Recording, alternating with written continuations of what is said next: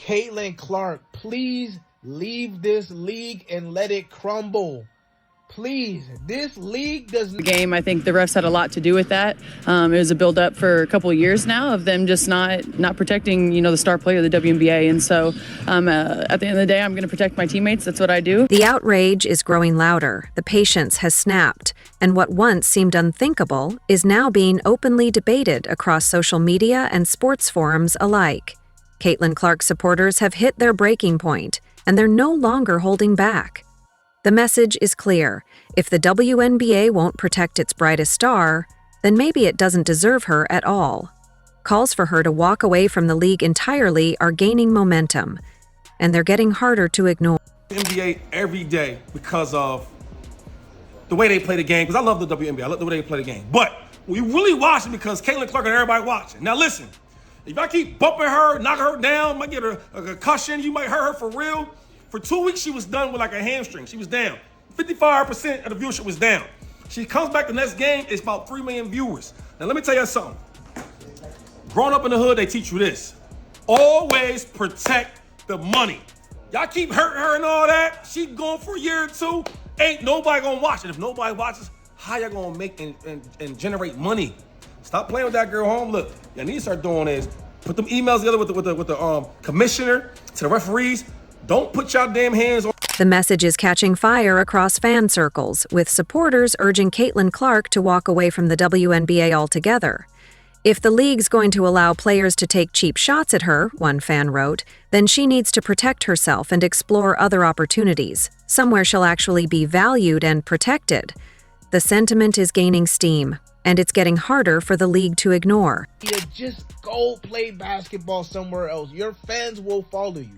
We will follow you wherever you go. But let this shit crumble and burn to the fucking ground, man. Let the viewership drop below 50%. Let them lose hundreds of millions of dollars again, man. Let them go back into fucking irrelevancy. Nobody giving a damn about none of these players. Sophie Cunningham, widely seen as Caitlin Clark's on-court protector, has finally spoken out. And her message is a scathing indictment of the WNBA's priorities. Her explanation for stepping in doesn't just highlight loyalty, it exposes a league failing its biggest asset. This isn't just about a game, it's about a broken system that no longer protects its stars, only its status quo. I'm dialed in. I need to focus on hitting my shots, making sure I'm executing the schemes right. I'm not focused on the extracurricular activities. And you know what? During that, it was just part of the game. I think the refs had a lot to do with that. It was a build-up for a couple of years now of them just not protecting, the star player of the WNBA. And so at the end of the day, I'm going to protect my teammates. That's what I do. And I'm a team player, so it's all good. What was supposed to be an ordinary Tuesday night matchup between the Indiana Fever and Connecticut Sun quickly turned into yet another episode of Caitlin Clark being tossed around like a tackling dummy, while the WNBA once again looked the other way. It's becoming less about competition and more about how much she can endure before someone steps in. Oh, y'all literally been beating this girl up, pushing her on the floor, pulling her hair, poking her in the eye. You hear me? That's dangerous, bro. Because y'all mad because she pulling up threes in your face and then talking her smack like she should. Everybody else do it, so what's different? Y'all be picking and choosing who y'all want to pick y'all battles with, bro. That's just people in life. J.C. Sheldon jabbed Caitlin Clark in the eye. Marina Mabrey followed it up by shoving her to the floor as she was still reacting to the hit. And somehow, the refs handed Clark a technical foul for unsportsmanlike conduct. Let that marinate. The player who got assaulted twice in one play ends up punished, while her aggressors skate off with barely a warning. If this isn't backwards justice, what is? Marina Mabrey still staying in the game. What do you have to do to get ejected? Yeah, that's all of our question, buddy. None of us know. None of us know what you have to do to get ejected in the WNBA. You can pull hair. You can drag... Stop. You don't even have to pull hair. You can drag someone to the ground by their hair and not get ejected. You can you can body check someone to the ground with no ball in sight. You can poke someone in the eye. None of these things will get you ejected. So at least we know these are the 3 things that you can do. Has anyone thrown a punch yet and not gotten ejected? I think that's just the last straw. Like, maybe that would get you ejected. Anything else? Fair game. Fair game. But this time felt different. Caitlin Clark finally had someone in her corner. Sophie Cunningham, fed up after watching her teammate take hit after hit, reached her breaking point. With 46 seconds remaining and Sheldon racing for what looked like an uncontested layup, Cunningham made it clear the bullying stops here. She yanked Sheldon down by the hair, a dramatic move that instantly set off a bench-clearing brawl. The message wasn't subtle. No more free shots at Clark. In one explosive moment, Cunningham didn't just defend her teammate, she exposed the league's failure to do so, sparking a firestorm that refuses to fade. Sophie, who's my one of my favorites now. She's become one of my favorite WNBA players. I'm gonna watch her too, like I watch Caitlin. Look at what she did. And people may not say that this was in response or whatever the case may be, but I feel like Sophie is like, you want to play? We can play. I want to play the clip of her with the girl. And your girl Sophie. Olsen had it knocked away. Good hands by Allen. And Sheldon comes up with the steal. Watch it. Going coast to coast. What's up there? And here's we got another breakers here as J.C. Sheldon goes Don't let right the blonde after hair and the high Cunningham. heels fool you. It was a hard foul, no She good. got her in the headlock. If you are enjoying, please leave a like and subscribe our channel. What happened next was unprecedented in WNBA history. Within 24 hours, Sophie Cunningham went from having fewer than 400,000 followers on TikTok to over 1.2 million, with her Instagram following growing by more than 800,000. Fans weren't just supporting her, they were celebrating her, calling her the Enforcer, and buying out her jerseys until they were listed as unavailable until July 8th. This wasn't just viral fame, this was a cultural moment that revealed how desperate fans were for someone, anyone, to finally stand up for Caitlin Clark. Are we even surprised about this?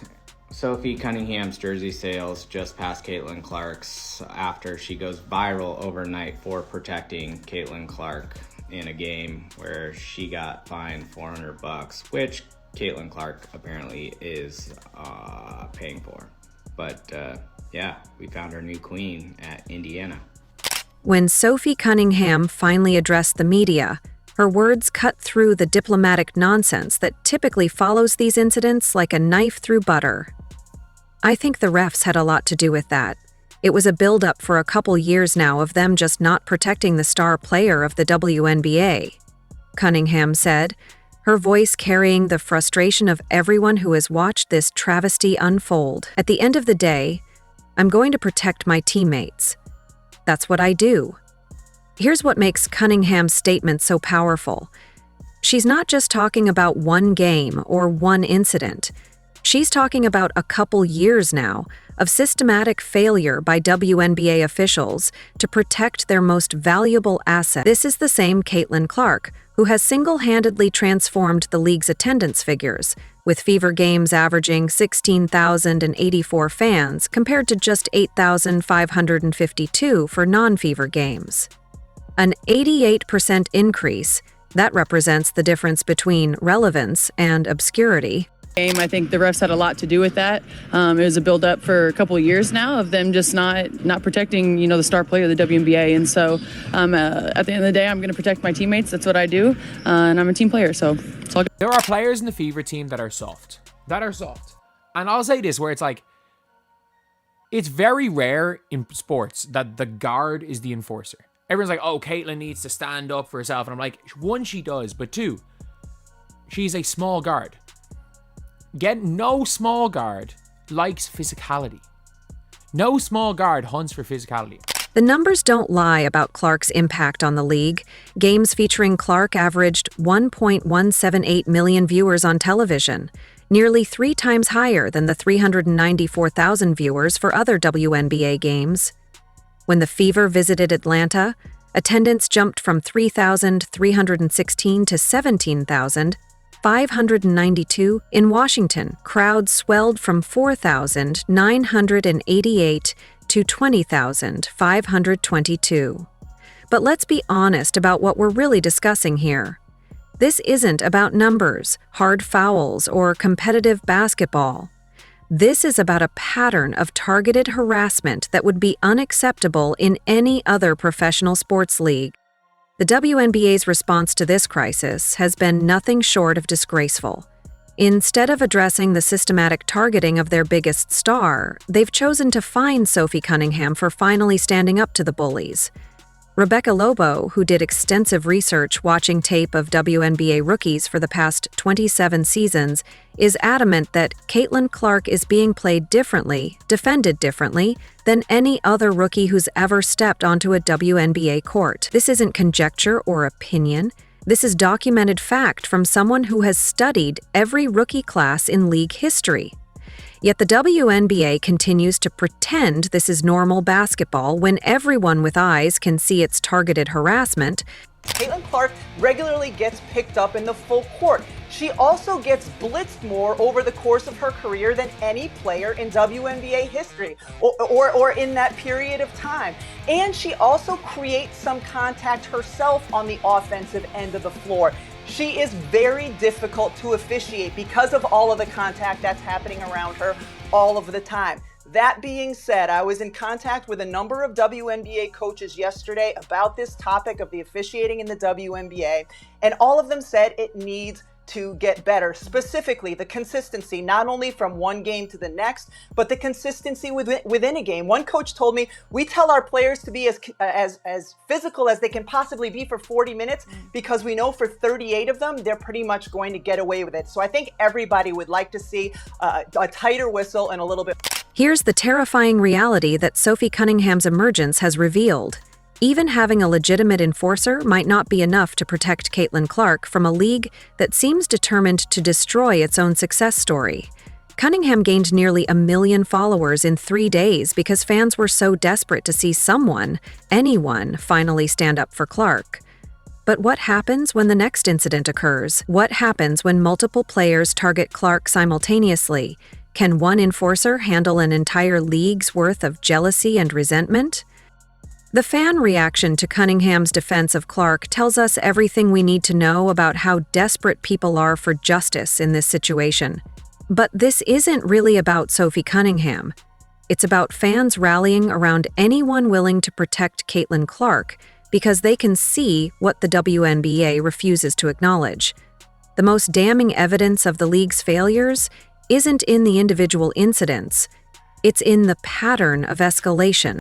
Never in a million years would I thought I would feel compelled to turn on that WNBA game that's going on at the same time and find myself watching it and yelling, "Drag her ass," as Sophie Cunningham is tackling Sheldon to the floor.